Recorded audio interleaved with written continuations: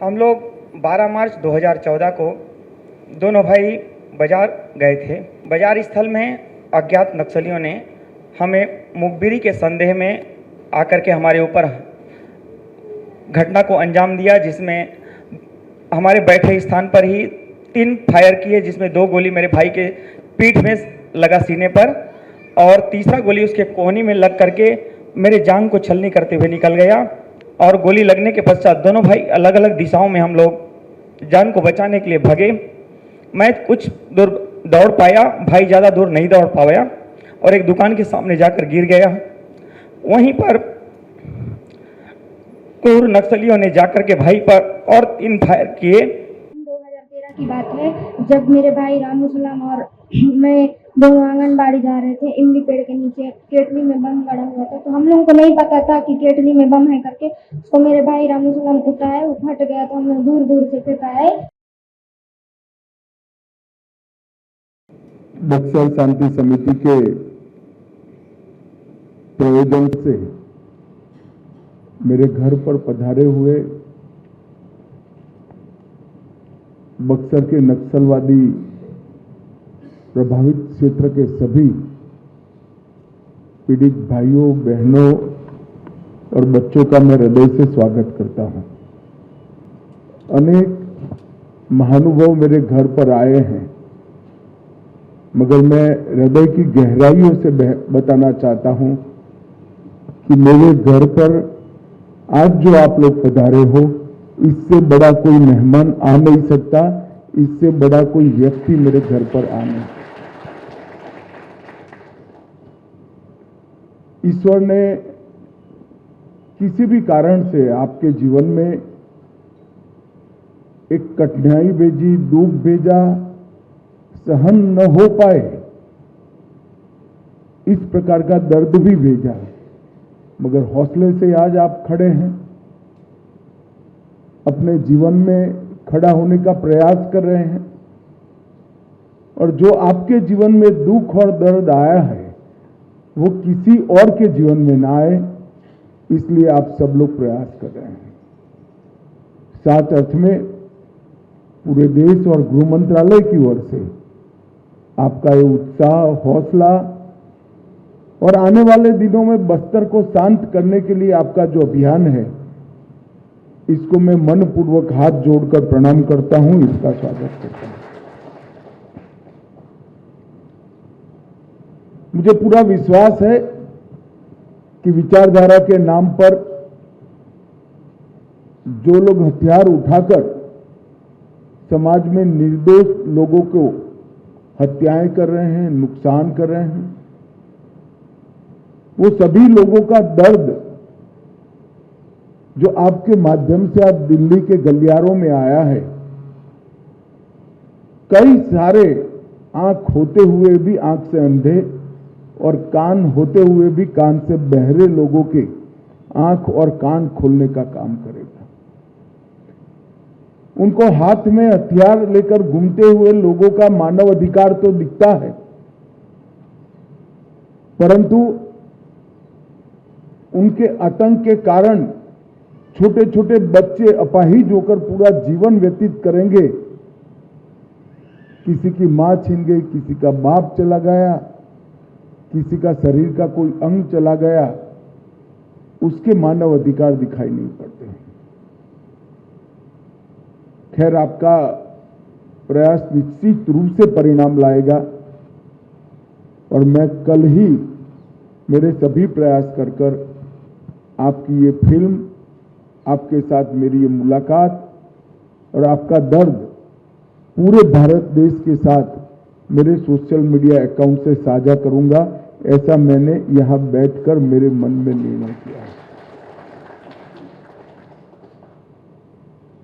भाइयों बहनों, जब आप आए हैं तब मैं आपको आश्वस्त भी करना चाहता हूं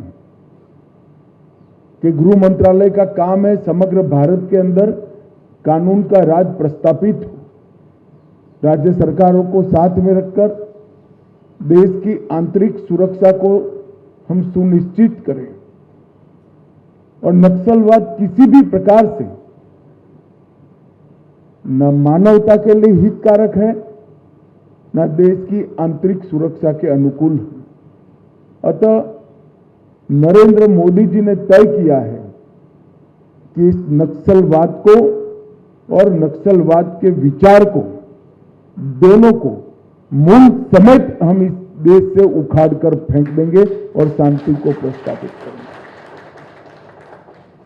छत्तीसगढ़ की तरह कई सारे राज्यों में एक जमाने में नक्सलवाद ने पैर पसारे थे।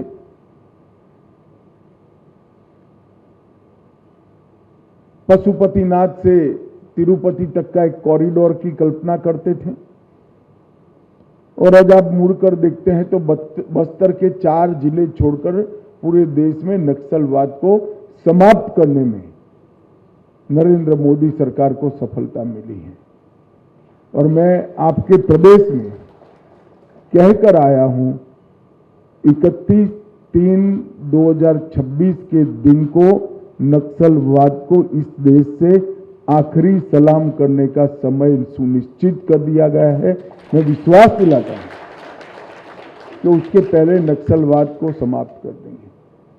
आपके पास जो घटना हुई है, आपके साथ हुई है, आपके परिवारजनों को खोया है, आपके शरीर का नुकसान हुआ है, आपके भविष्य को रौंद दिया गया है। मैं ईश्वर नहीं हूं, मैं इसको वापस नहीं दिला सकता, परंतु हम इतना प्रयास जरूर करेंगे कि आगे पर इस प्रकार के निर्दोष लोगों के जीवन में ऐसी कोई आपदा न आए, इस प्रकार की कठिनाई न आए। और आज आप लोग आए हैं,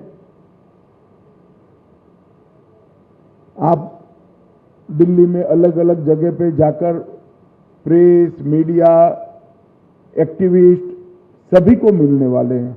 अच्छा ही किया, मेरा टाइम मांगा। मैं मानता हूं उनकी संवेदना भी आपके लिए जगेगी, मगर उनकी जगह न जगे, भारत सरकार का गृह मंत्रालय भी अब तक जो आपके लिए योजनाएं बनी हैं, इस सारी योजनाओं को संरेखित करते हुए भारत सरकार और छत्तीसगढ़ सरकार की सारी योजनाओं को संरेखित करते हुए आपके समग्र विकास का, आपके परिवार के समग्र विकास का एक बहुत अच्छा योजना लेकर हम ये 3 महीने में ही आपके साथ आएंगे, जिससे आपका जीवन बड़ा सरलता के साथ जा सके और आपके जीवन में आपको इसका मदद मिले। छत्तीसगढ़ सरकार ने एक विशेष मदद मांगी थी, प्रधानमंत्री आवास योजना की, शौचालय की, बिजली वाले घर की। ये सारी योजना को प्रधानमंत्री जी ने गत कैबिनेट में ही अप्रूव कर दिया है और अब छत्तीसगढ़ सरकार के माध्यम से ये सारी योजनाएं आप पर पहुंचेंगी। परंतु आपका जीवन सम्मान के साथ जाए, सुचारू रूप से जाए, इसके लिए आपको क्या मेडिकल सहायता मिल सकती है, रोजगारी के लिए क्या सहायता मिल सकती है, कौन सी योजना के साथ आपको जोड़ा जा सकता है। भारत सरकार का गृह मंत्रालय का नक्सल प्रभावित क्षेत्रों की चिंता करने वाला विभाग इसको अच्छे से देखेगा। एक डिटेल योजना बनाकर हम राज्य सरकार को साथ में लेकर न केवल बस्तर, देश भर में नक्सलवाद के कारण जिन जिन लोगों का नुकसान हुआ है, इसके प्रति हमारी संवेदना भी जताएंगे और एक प्रकार से जो हाथ में हथियार लेकर मैदान में उतरे हों, उनको एक संदेश भी देंगे कि मारने वाले से बचाने वाला बड़ा होता है, जिसके साथ ईश्वर की कृपा होती है, इसको कोई कुछ नहीं कर सकता। नक्सलवाद ने कितने सारे लोगों के जीवन को उजाड़ा है।